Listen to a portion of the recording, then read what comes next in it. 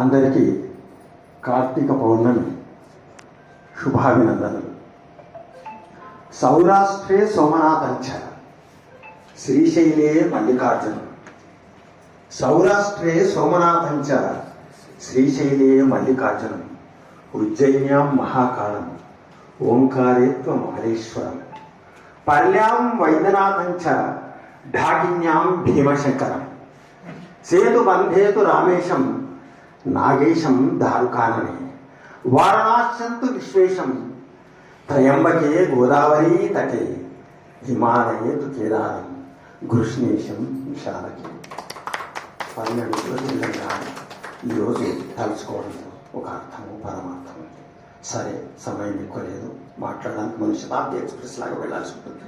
అయితే కార్తీక మాసం యొక్క ప్రాధాన్యత ఎక్కడ? మనం చెప్తున్నాం, త్రిపురాసుర సంహారం శివుడు చేశాడు కార్తీక మాసంలో. ఆ పౌర్ణమి సందర్భంగా మనం కార్తీక కౌముదుల్లో ఈ పర్వదినాన్ని జరుపుకుంటున్నాం. కానీ చారిత్రకంగా పౌరాణికంగా కార్తీక మాసం యొక్క ప్రాధాన్యత, దాని యొక్క విశిష్టత ఎక్కడ ప్రారంభమైంది, ఎక్కడ మనకు ఆనవాళ్ళు కనిపిస్తాయి అంటే, నాకు తెలిసి, అంటే అది సాధికారికంగా నేను చెప్పడం లేదు, నేను చదివినంత వరకు, నాకు తెలిసినంత వరకు మహాభారతంలో కనిపిస్తాయి. మహాభారతంలో కురుక్షేత్ర యుద్ధానంతరం ధృతరాష్ట్రుడు ఇక ధర్మరాజు యొక్క పట్టాభిషేక అనంతరం అతను అరణ్యాలకు వెళ్ళడానికి సిద్ధమైనప్పుడు, ఎందుకంటే మనసు బాధ, 100 మంది కుమారులు చనిపోయారు, ఒకవైపు భీమసేనుడు ఈసడిప్పులు, అంటే ఆయన కారణాలు ఆయనకున్నాయి, ఆయన ఎవరి బాధ వాళ్ళది. కానీ ధృతరాష్ట్రుడు తట్టుకోలేని పరిస్థితుల్లో ఇక అరణ్యానికి వెళ్ళడమే శ్రేయస్కరమని వేదవ్యాస మహర్షి సలహా మేరకు ఒక రకంగా అది వానప్రస్థం ప్రారంభమైనప్పుడు వేదవ్యాస మహర్షి పెట్టిన ముహూర్తం కార్తీక పౌర్ణమి. ఆ రోజు బయలుదేరండి మీరు వనవాసం కాదు, అరణ్యాలకు బయలుదేరండి. అప్పుడు ధృతరాష్ట్రుడు గాంధారితో పాటు కుంతి, చూడండి ఆ రోజుల్లో కుంతి తన కుమారుడు పట్టాభిషిక్తుడయ్యాడు, అంతవరకు బాధలు అనుభవించింది, ఇప్పుడు సుఖంగా ఉండవచ్చు. కానీ లేదా ఆమె తన సోదరి బావగారు వాళ్ళతో పాటు కుంతి కూడా ఆ అరణ్యానికి బయలుదేరింది. వాళ్ళతో పాటు విదురుడు, సంజయుడు వీళ్ళందరూ వెళ్ళారు. కార్తీక పౌర్ణమి నాడు అక్కడ మనకు మొట్టమొదటిసారిగా కార్తీక పౌర్ణమి యొక్క ప్రస్తావన కనిపిస్తుంది భారతంలో. చాలా మంది అక్కడ ఏదో పుక్కిడి పురాణాలు అంటారు, పుక్కిడి పురాణాలు కాదు, పురాణాల్లో ఉన్న విషయం ఇది. తర్వాత ఇంకొక విషయం ఏంటంటే, ఆ కార్తీక మాసంలోనే ధృతరాష్ట్రుడు మమకార చాపల్యాన్ని చంపుకోలేక తన కుమారుని చూడాలని కోరికను వెలిగించడంతో అక్కడికి తిరిగి వచ్చిన వేదవ్యాస మహాముని అతనికి కంటి చూపును ప్రసాదించి, అంధుడైన వాడికి తిరిగి చూపు వీక్షణాన్ని ఇచ్చి తన కుమారుని 100 మంది కుమారుణ్ణి సాక్షాత్కరింప చేసి వాళ్ళందరూ కనిపించేటట్టుగా ఆనందంగా చేస్తాడు. అది ఈ కార్తీక పౌర్ణమి యొక్క విశిష్టత.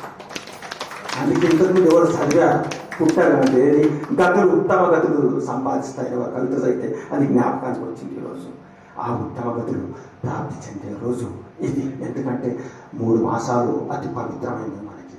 భాద్రపద మాసం అంతా శివ కుటుంబమే.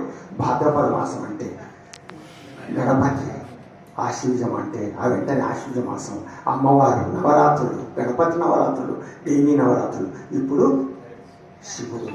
ఎంత గొప్ప విశేషం అండి ఆ శివుడి యొక్క, అంత గొప్ప విశేషం కాబట్టి కార్తీక పౌర్ణమికి అంత ప్రాధాన్యత ఉంది. చివరగా నేను చెప్పేది ఏంటంటే, ఇంకొక విశేషం ఏమిటంటే, శివుడు అనగానే మనకు జ్యోతిర్లింగాలతో పాటు అష్టాదశ శక్తి పీఠాలతో పాటు పంచభూతాత్మకమైనటువంటి లింగాలు మన దేశంలో ఉన్నాయి. అగ్నిలింగం ఎక్కడుంది? అగ్నిలింగం అరుణాచలం, తిరువన్నామలై, అరుణాచల అరుణాచలంలో అగ్నిలింగం ఉంటుంది. మన కాళహస్తిలో వాయులింగం ఉంటుంది. మీరు చూడండి, అక్కడికి వెళ్ళినప్పుడు దీపం కదులుతూ ఉంటుంది, ఎప్పుడు కదులుతూనే ఉంటుంది. ఆ గర్భగుడిలో కూడా నిరంతరం గాలి లేకున్నా అది చంచరిస్తూ ఉంటుంది. అది వాయులింగం. జంబులింగంలో జలలింగం, పృథ్వీలింగం ఎక్కడుంది? కాంచీపురంలో ఉంది. చివరగా ఆకాశలింగం ఎక్కడుంది? చిదంబరంలో ఉంది. ఆకాశలింగం అంటే చిదంబరేశ్వరుడు. అక్కడ గర్భగుడిలో ఎవరు ఉండరు. ఒకటి నల్లటి తెర ఉంటుంది. తెర తొలిగితే ఏముంటుంది? శూన్యం ఉంటుంది, విగ్రహం ఉండదు. పక్కనే నటరాజస్వామి విగ్రహం ఉంటుంది. ఆ నటరాజస్వామి విగ్రహాన్ని ఎడమవైపున ఉంది. మీరు ఎప్పుడైనా వెళ్తే చూడండి, ఆ చిదంబరంలో నటరాజ ఆ దేవాలయ నిర్మాణమే ఖగోళ శాస్త్ర భారతదేశంలో ఐక్యరాజ్య సమితి వాళ్ళు కూడా అంగీకరించిన ఖగోళ శాస్త్ర రీతులతో పోత పోసినట్టు నిర్మించినటువంటి నిర్మాణం ఒక చిదంబరేశ్వర ఆలయం. నవద్వారాలతో ఉండేది. మనిషికి ఒక నవరంధ్రాలు ఎట్లుంటాయో ఆ చిదంబరేశ్వర ఆలయానికి నవద్వారాలు ఉంటాయి. తర్వాత అంతేకాదు, ఆ చిదంబరేశ్వరుని యొక్క గోపురానికి 12,600 ఏంటి బంగారు పూతపోసినటువంటి ఏమిటి బంగారంతో ఏమంటారు వాటిని, కలశాలుగా ఒకటొకటి రేపులు, బంగారు రేపులు 12,600 ఉంటాయి. ఆ 12,600 దేనికి ప్రతీక? ఒక మనిషి ప్రతిరోజు 12,600 సార్లు శ్వాసను పీలుస్తాడు. అది ఖగోళ శాస్త్ర ప్రతీక. తర్వాత దానిపైన గోపురం పైన 72,000 మేకలు ఉంటాయి. మీరు చూసుకోవచ్చు గూగుల్లో కూడా. 72,000 మేకలు ఉంటాయి. 72,000 మేకలు అంటే దేనికి ప్రతీక? మనిషిలో ఉండే నాడుకు ప్రతీక. అంతా ఒక సైంటిఫిక్గా మన వాళ్ళకి ఏం తెలుసు అంటుంటారు చాలామంది. మనకేం తెలుసు? ఆ మధ్యన ఒక మాజీ ముఖ్యమంత్రి గారు, పేర్లు ఎందుకు కానీ, ఒక మాజీ ముఖ్యమంత్రి గారు ఏమన్నారు? రాముడికి ఇంజనీరింగ్ ఏం తెలుసు, రామసేతు విషయం వచ్చినప్పుడు రాముడికి ఇంజనీరింగ్ తెలుసా అన్నాడు. ఇది ఇంజనీరింగ్. మన శాస్త్రవేత్తలు కనిపెట్టలేని ఒక ఇంజనీరింగ్ చేయలేనటువంటి పని. ఒక ఏది మన సూర్య దేవాలయం కోణాతను వెళ్ళి చూసే ఉంటారు చాలామంది. ఆ సూర్య రథచక్రం 20 రూపాయల నోటు మీద ఉంటుంది చూడండి మీరు. రోజు 20 రూపాయలు సూర్య రథచక్రం ఉంటుంది. ఒక్కొక్క కిరణం సమయానుకూలంగా పడుతూ ఉంటే అది కరెక్ట్గా గడియారం కూడా చెబుతుందో లేదో కానీ ఆ సూర్య 1,000 సంవత్సరాల క్రితం నిర్మించినటువంటి ఆ రథచక్రం మనకు సమయం చెబుతుంది. అది మన గొప్పతనం. చివరగా ఆ నటరాజస్వామి విగ్రహాన్ని అక్కడ ఎందుకు పెట్టి చెప్పి ముగిస్తాను. ఎందుకంటే ఈరోజు కార్తీక మాసం కాబట్టి చెప్పడం నా ధర్మం.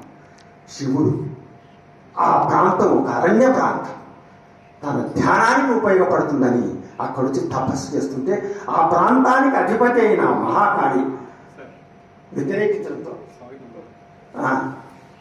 శ్రీ దైవజ్ఞ శర్మ గారిని వేదిక పైకి సాధారణంగా ఆహ్వానిస్తున్నాం.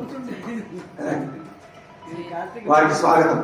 అయితే ఆ శివుడికి ఎప్పుడైతే మహాకాళి వ్యతిరేకత వ్యక్తం చేస్తుందో, ఇది నా భూభాగం అంటుందో, శివుడు మహాకాళి వాదులాడుతున్నప్పుడు అప్పుడు శివుడు నృత్యం చేస్తుంటాడు.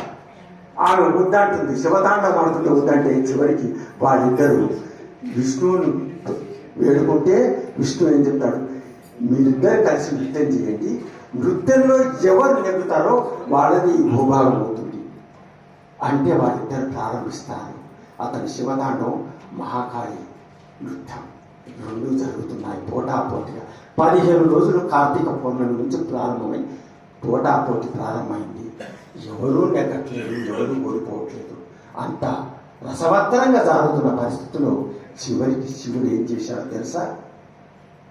అనుకోకుండా శివుడి ఎడమ కర్ణంలో నుంచి, ఎడమ చెవిలో తొడుక్కున్నటువంటి పెద్ద కర్ణాలకు తెలుసు కదా, ఆభరణం, అది ఊడి పడిపోతుంది, కింద పడిపోతుంది. దాన్ని తీసుకోవాలి. అక్కడే ఉంటే అతన్ని అడ్డంకిగా ఉంది నృత్యం చేస్తుంటే, నృత్యం చేయడానికి వీలైన పరిస్థితి. అది తీసుకోవడానికి వంగాడంటే నృత్యానికి భగ్నం అవుతుంది. ఏం చేయాలి? అప్పుడు శివుడు ఏం చేశాడు తెలుసా? అతను నృత్యం చేస్తూనే కుడి కాలితో ఆ కర్ణాన్ని అందుకునే భంగిమను కొత్తది సృష్టించాడు. కర్ణాన్ని అందుకొని ఆ కుడికాలెత్తి ఎడమ చెవిలో తొడుక్కున్నాడు. అది ఒక కొత్త భంగిమ. శివతాండవంలో చూసుకోవచ్చు, కొత్త భంగిమ. అప్పుడు పార్వతి క్షమించాలి, మహాకాళి ఆ భంగిమ చేయాలి, కానీ వచ్చు, కానీ చేయలేదు. ఎందుకంటే ఆమె మహిళ కాబట్టి. ఒక మహిళ నృత్యం చేయాలంటే నాభి వరకే కాళ్ళు లేపాలి. నాభిపైకి కాలు లేపడానికి మహిళలకు లేని పరిస్థితి. లేపకూడదు, ఆమె పైకి లేపలేదు, వచ్చినా లేపలేదు, ఊడిపోయింది. శివుడు చిదంబరయ్యాడు. స్వస్థ.